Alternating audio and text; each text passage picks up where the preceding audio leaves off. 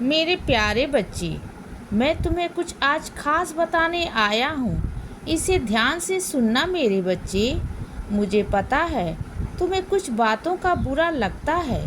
तुम्हें बुरा लगता है कि जब लोग मुफ्त की सलाह देने चले आते हैं, तुम्हारी जरा सी कमजोरी उन्हें पता नहीं चलती और वह तुम्हें ऐसी सलाह देने चले आते हैं जैसे उनके पास सालों का भंडार है और जैसे कि वह बिल्कुल 100 गुण संपन्न है।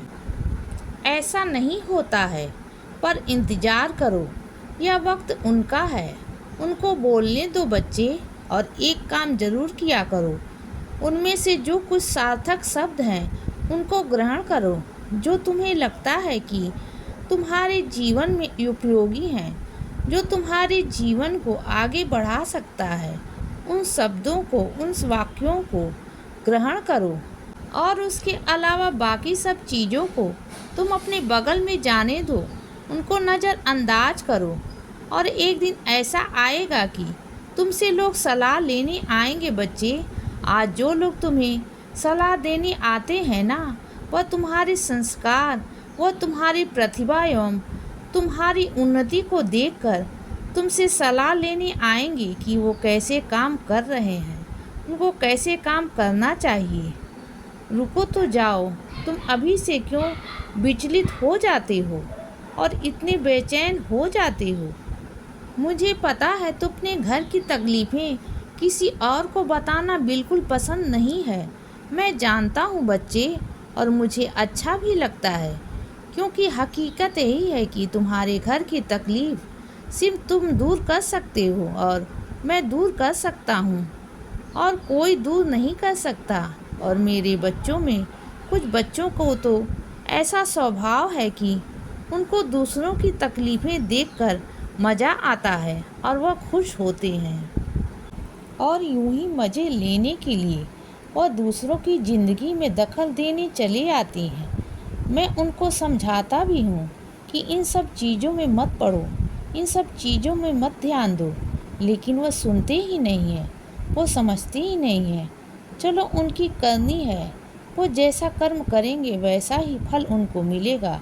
लेकिन मुझे अच्छा लगता है तुम्हारा कि तुम अपने घर की तकलीफ़ें सिर्फ खुद दूर करना चाहते हो, किसी और को भी नहीं चाहते हो। तुम सिर्फ अपनी तकलीफ़ें मुझसे कहते हो, और तुम यकीन नहीं मानोगे, मैं इतना खुश होता हूँ।